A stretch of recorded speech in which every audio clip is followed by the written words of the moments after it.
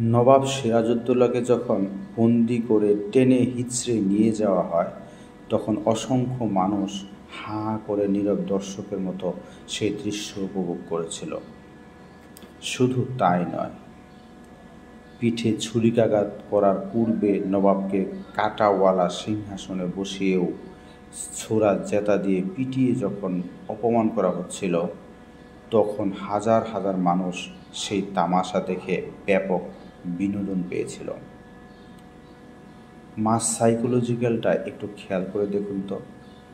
এই জাতি 200 বছরের গোলামি সাদরে গ্রহণ করেছিল ওভাবেই।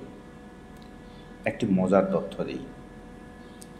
লর্ড ক্লাইভ তার ব্যক্তিগত ডায়েরিতে লিখেছিল, নবাবকে যখন ধরে নিয়ে যাওয়া হচ্ছিল, তখন দাঁড়িয়ে থেকে যারা এসব প্রত্যক্ষ করেছিল, তারা যদি একটি করেও ঢিল ছুঁড়ত, তবে ইংরেজদের করুণ পরাজয় বরণ করতে হতো।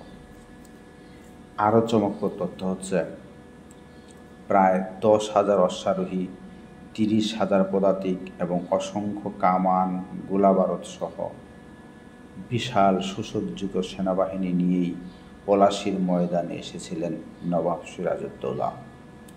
কিন্তু তার বিপরীতে রবার্ট ক্লাইভের সৈন্যসংখ্যা ছিল মাত্র 3,000, যার মধ্যে 900 জনই ছিল হাতে পায়ে ধরে নিয়ে আসা শৌখিন ব্রিটিশ অফিসার, যাদের অধিকাংশেরই তলোয়ার ধরার মতো সুপ্রশিক্ষণ ছিল না। এরা কোনোদিন যুদ্ধও করেনি।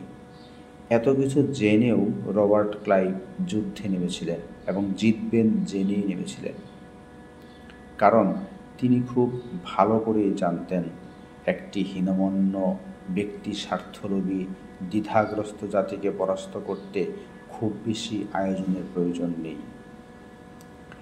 বড় সৈন্যবাহিনী এদের জন্য মশা মারতে কামান দাগার মতো, যাদেরকে সামান্য দাবার চালেই মাত করে দেয়া যায়। তাদের জন্য হাজার হাজার সৈন্যের জীবনের ঝুঁকি তিনি কেন নেবেন? এছাড়াও মীর জাফরকে যখন নবাবের টুপ গেলানো হয়, রবার্ট ক্লাইভ তখন ওই সিদ্ধান্ত নিয়ে নেন যে সিরাজকে পরাজিত করার পর এই বদমাশটা সহ বাকিগুলোর পরিণতিও তাদের নবাবের মতোই হবে, এবং হয়েছেও তাই।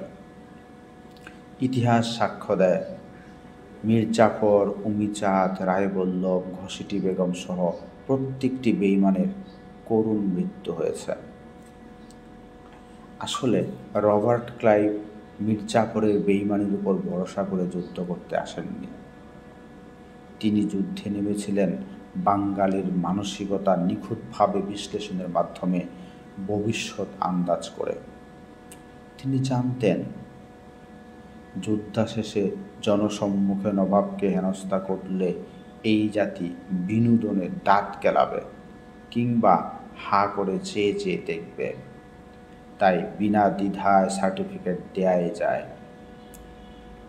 বাঙালি জাতির মানসিকতা সবচেয়ে নিখুঁতভাবে মাপতে পারা ইতিহাসের প্রথম ব্যক্তিটির নাম রবার্ট ক্লাইভ।